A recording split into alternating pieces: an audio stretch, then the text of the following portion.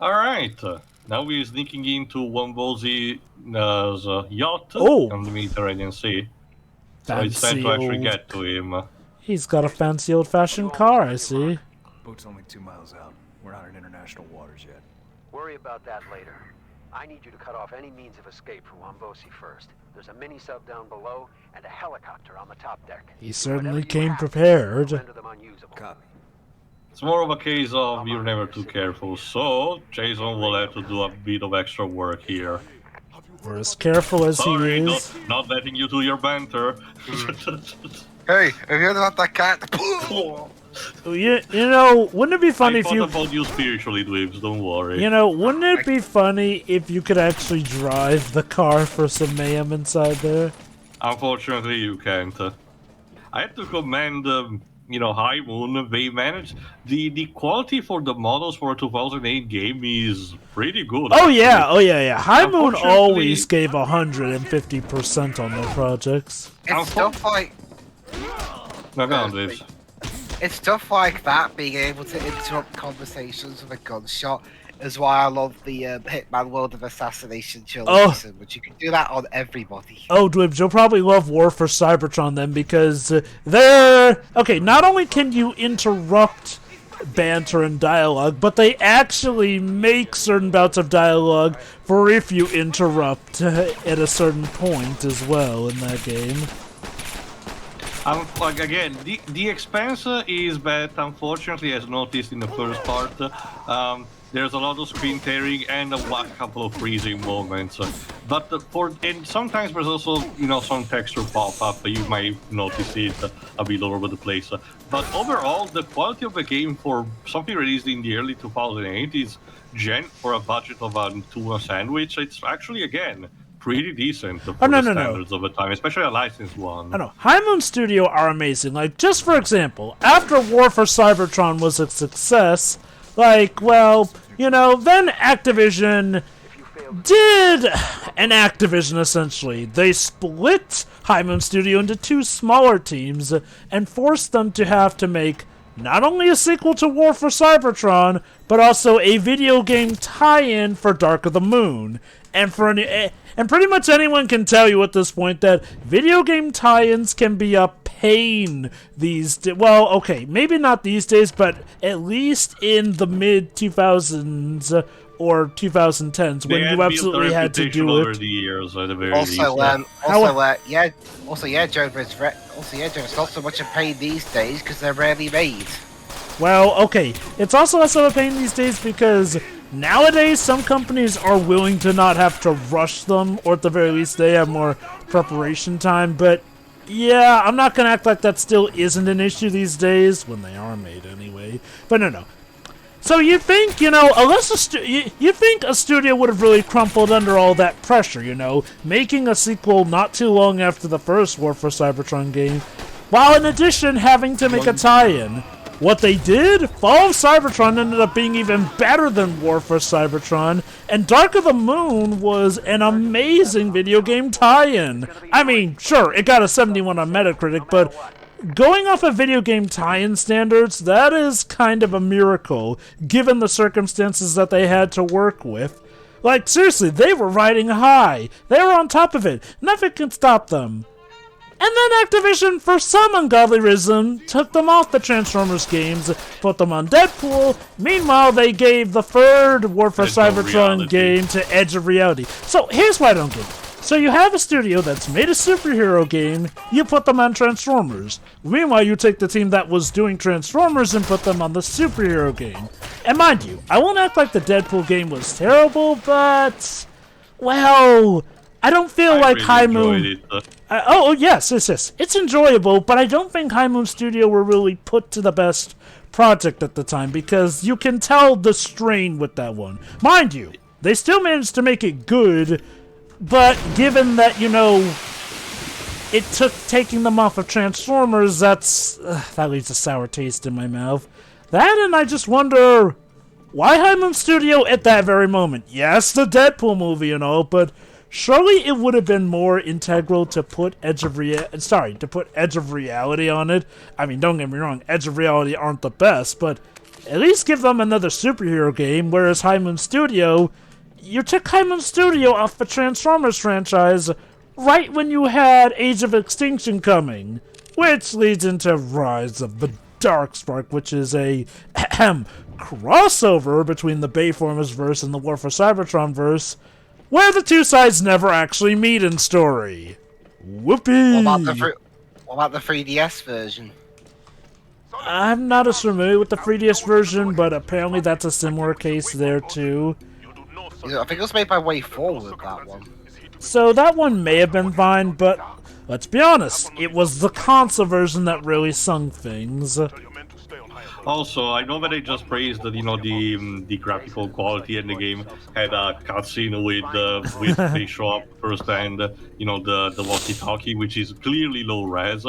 But so I really don't understand this kind of thought process that a lot of games did had, not just these online returns, a lot of them do have, where they know clearly what the quality of the texture of their models are or if they're missing elements, and yet they have cutscenes that are directed still with clearly managed to make the camera focus on those missing elements or low render texture. And I don't understand why.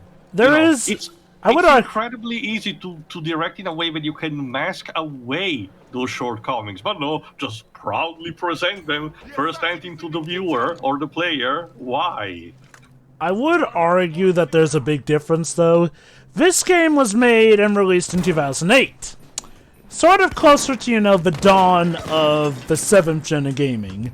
Something like Lightning Returns was made towards 2014, at the very end. Yeah, at the end. So I'd argue here this was considered pretty groundbreaking at the time to look at, so fair beans. And again, given the budget, yeah, back then they probably thought this looked incredible, and for the time it did. Lightning Returns, on the other hand, low budget, terrible reputation for the franchise, and yet they showed that dog, that miserable dog, up close. Multiple times.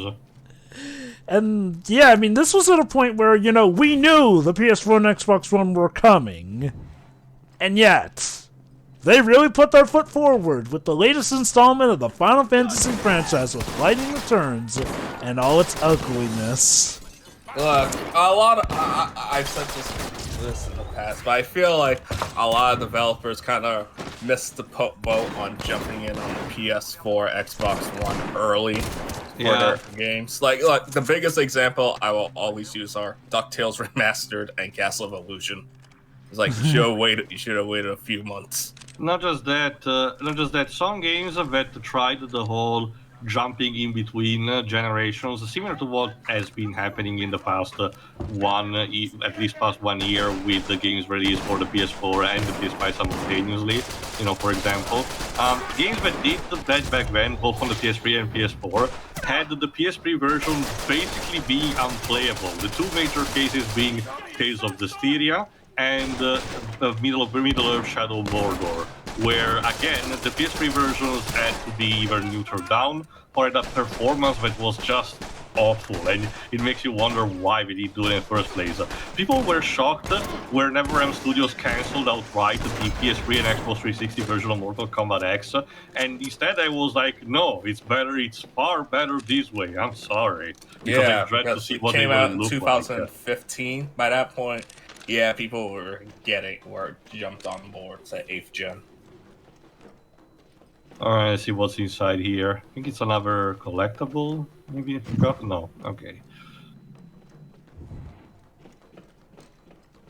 Then again, it's like the 7th gen lasted forever, because there was also the problem that the PS3, as we mentioned multiple times, is just a poor architecture to work with.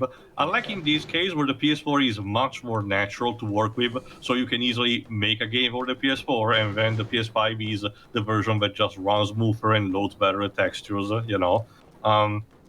Back then, it was much rougher as a transitioning period. Yeah. Why did I disable them? Get an axe and cut in the middle of it.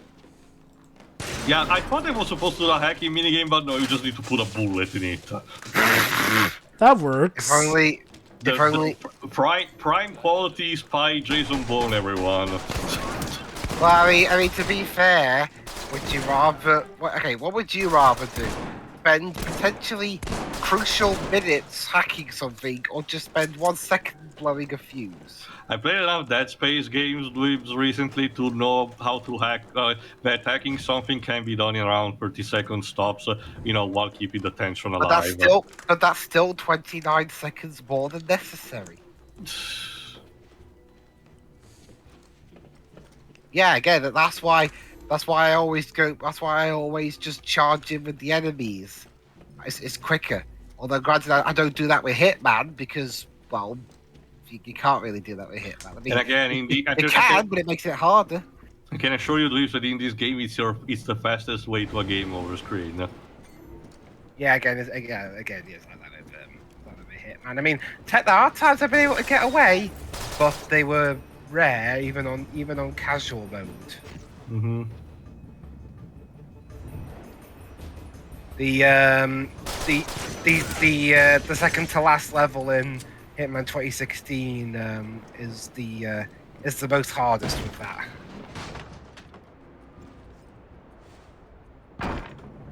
We're the ones in charge here. Threaten me again. I've had enough of... Yeah, this is the leader of the Corsican. It is kind of a bit insane. Again, we added this kind of subplot to, in this case, where Wombosi, Solomon hires these bunch of Corsicans to extra help, but these are batshit insane people. This is why Wombosi hired me and my men. Because his own men are pathetic cowards. Boy's gonna shoot the guy next to him. Yeah, I thought he was going to do, but the cutscene just ends. I'll cut his throat, bastard. Find the head of Corsican security and use his gun to eliminate Wombosi. That'll give the impression the hit was part of a palace coup.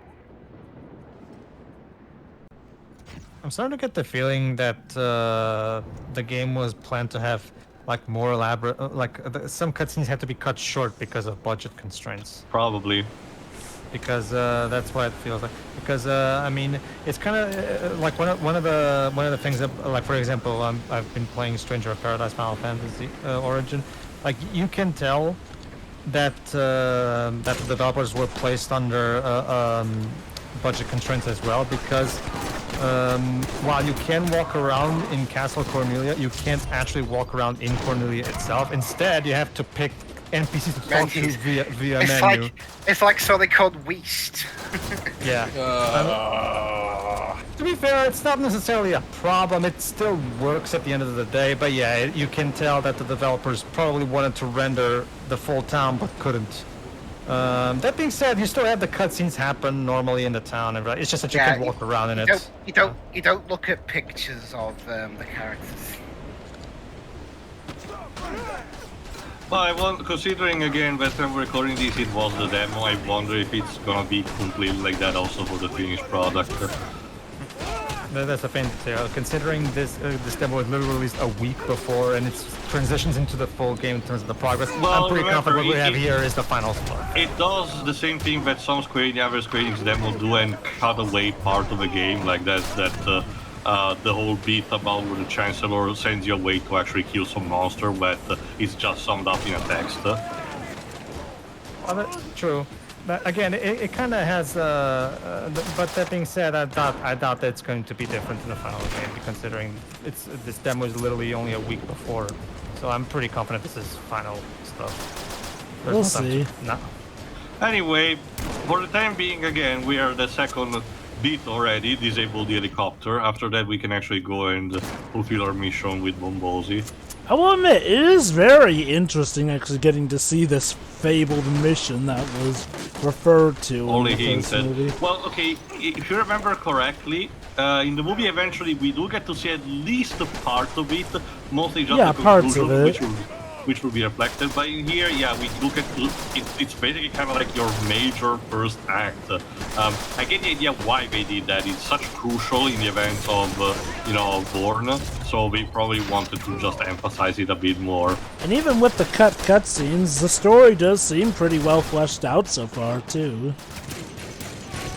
like I said, the only thing that doesn't really get tackled much is the morality of the action of Jason, like in the movie. And trust me when I say this, a lot of the cutscenes from the movie are kinda abridged in a way. Like sometimes it's just Jason, shortening a lot of events that happen to the point where the character of Marie, Franca Potente, it's barely present in the game, believe it or not. She still technically has the same role she has in the movie, mind you, and she does accompany for the part of the story where she's present, but the way the narration is structured, she feels more like of a footnote than anything. Alright, let's destroy everything in the How bar. immersive that you can have the bottles be destroyed, just like in an action movie. Yeah, Metal Gear Solid 2 is laughing at this, and that was on the PS2. In 2001. Well, that's the thing. This game clearly had the budget and time restraints of a licensed game, so obviously it's going to be. Pretty much. So Metal Gear Solid 2 laughing at this is kind of needlessly evil when you think about it, Tio. It's in spirit, I suppose, considering the themes of that game. It doesn't change. It doesn't change the fact that it's true still. But it's one of those cases where, because remember, Metal Gear Solid 2 had a total of 1998, 2001. That would be, yeah, 3 years of development, which I seriously doubt this game had. No. Actually, I didn't brought it up. Let me check just to be sure if there is present. Unfortunately, information on this game is not much to begin with. That being said, I mentioned about Matt Damon talking about reprising the role of Jason Bourne. That was apparently an interview from last year, 2021. Really? Like, yeah. It's interesting how much information we get to know so much after a fact, even when something has just, went away. Okay, it's easy to come to the conclusion that they just couldn't afford Matt Damon. And more so that Matt Damon didn't like the fact that they were making this a shooter and preferred point-and-click adventure game. Yeah. Dribs is referring to what people would assume without knowing it, though. Alright, it doesn't mention much of the development, but there was actually a demo released on Xbox Live on May 5 and PlayStation Network on May 8 instead. With 3 levels of the game just put in random order, which is weird. And it was released on the issue 85 on a playable disc that comes with the July 2008 issue of official Xbox magazine. Okay? But no, it doesn't mention much. Doesn't really mention much about the development, unfortunately.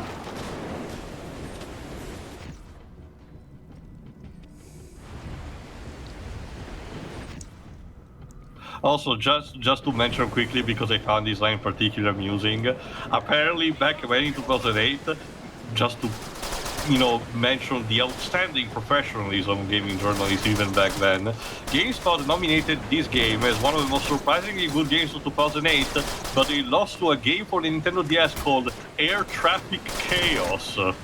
Was that game good? Judging from how it looks and anything, it doesn't really look anything. Okay, to be fair, we shouldn't just judge it by its cover. When it comes to video games, Jova, sometimes it's literally very possible.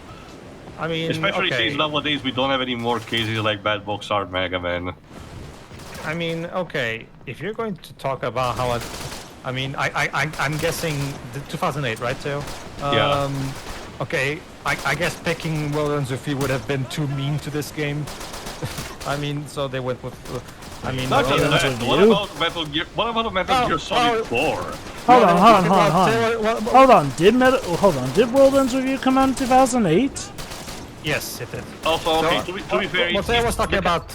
The category is called Most Surprisingly Good Games of 2008, so something that they were not taking for granted, I take. So in that case, though, I mean, would World Ends With You really fit? Because, I don't think, people would have been too surprised that that game was good, given how this was, before Square Enix started to fly off the rails. Sure. This Air Traffic Chaos doesn't really look anything, sound anything special. It seems that it's just there to do exactly what it is. Probably using the style of the boot to I am an air just, traffic to controller. just regulate their traffic. Again, you know, I know never to judge something just by its looks or sounds, you Like, know, gotta unless actually it- see it in unless- action. Unless it treats air traffic just the same way Trauma Center treats dealing with virus, I severely doubt it's gonna be more exciting than this. Again, Honestly- to be fair to you, it is called Most Surprisingly Good Game for a reason. Maybe against all expectations, it is a good It's game. also in from there. a company like GameSpot, which has been faulty multiple occasions, so no. That Well, is okay. Wait, GameSpot or GameStop? okay. GameSpot. Okay. All things considered, though, what reason would they have to like completely just go all troll for this category? The same reason why Famitsu gives constantly 40 out of 40 to games that do not deserve. Famitsu are just incredibly positive on that stuff for some reason. Like, oh, Alright, time to deal with the leader of the Corsicans, and you might have noticed one thing that I mentioned 2 parts ago, of an object that is present in the room, so let's, I'm gonna try to test it out. Well, not immediately, unfortunately, this was a more generic type of takedown, so let's try to keep close. yes. Just Also, try what and is this music? action music. Excitement. You hear this music a lot in spy movies nowadays. Come on, bring him close Actually, to it. you guys did mention the crossover with James Bond. What about one with Mission Impossible? Sure. I mean, yeah, that would actually work. Yeah, why not? I mean, in the case of Mission Impossible, you could get either, you could get either Michael Giacchino or the composer of the 5th film to do the music for it. There we go. Yes. Boom. Oh, we. Even activates it. Oh, can we see what the face it prints out is? Unfortunately, no. Joe Kramer, that's it. Joe The Kramer. plan is to use the gun that the leader of the Corsicans had to assassinate Wombosi, so that the blame will be pinned squarely onto the mercenaries, which, yeah, to be fair, is relatively ingenious. I only wish Jason had gloves to make sure the plan is foolproof, but alas. I get the feeling that we're supposed to imagine he has gloves on, but that was something that they couldn't afford to animate. I don't remember if he had them in the movie. That If or I recall in the movie was just wanting to assassinate Wombosi on his own, the Corsicans were not even a thing.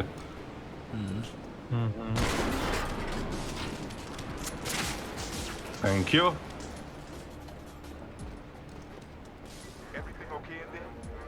Yeah, everything is fine. top I notch. don't recognize this voice. The assassin is downstairs. Send backup. yeah, fair enough. Thanks for said, sending the backup. Like I said, the shotgun is hilarious at close up at the very least. There are a couple of points in. I know I keep bringing this up, but there are a couple of points in Hitman where you can steal an enemy's communications device and communicate fake information to them to your advantage. Unfortunately, we need a round 3 with Solomon first. One of my favorite kills in that trilogy is when is one of your targets is recording a song, but you can switch his microphone out with one that's dangerous if you have the amp voltage on too high, and ramp it up so that he's electrocuted mid-song. Gotta love the.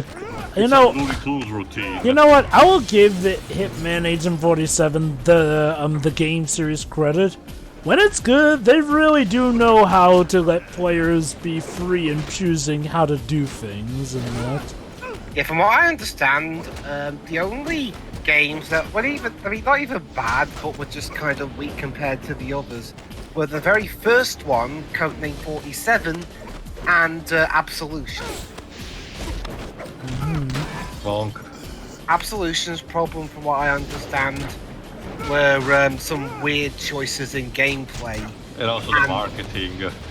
The marketing was a bit weird, and at one point IO tried to change 47's voice actor. for some I reason. like that. But fans cried loud enough they got David Bateson back. Neat. And the actor, and to be fair, the actor who was initially going to replace Bateson, William Matpother, did get a role in the 2016 game where he played one of the targets. A washed up actor who tries to regain his prominence by starring in a superhero movie. Sounds familiar. Yes. Yeah, but I don't typically remember. I don't remember Robert Downey Jr. being burned to death by a. Assassinated.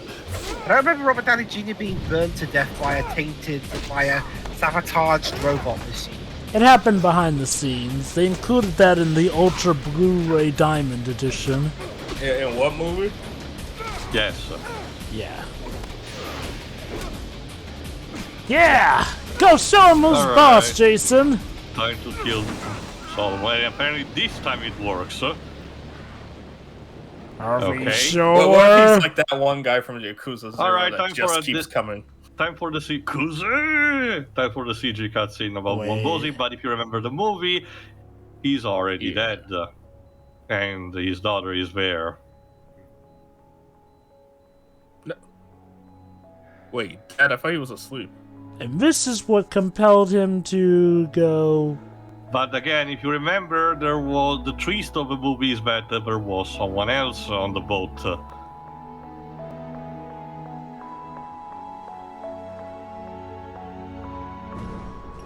Someone who shot Jason from the back and left him to rot in the Mediterranean Sea. So we'll need to find out who this mysterious person is. And with the next part, we start to catch up a bit, at least, with the events of the movie. So see you for that. See ya! Yeah.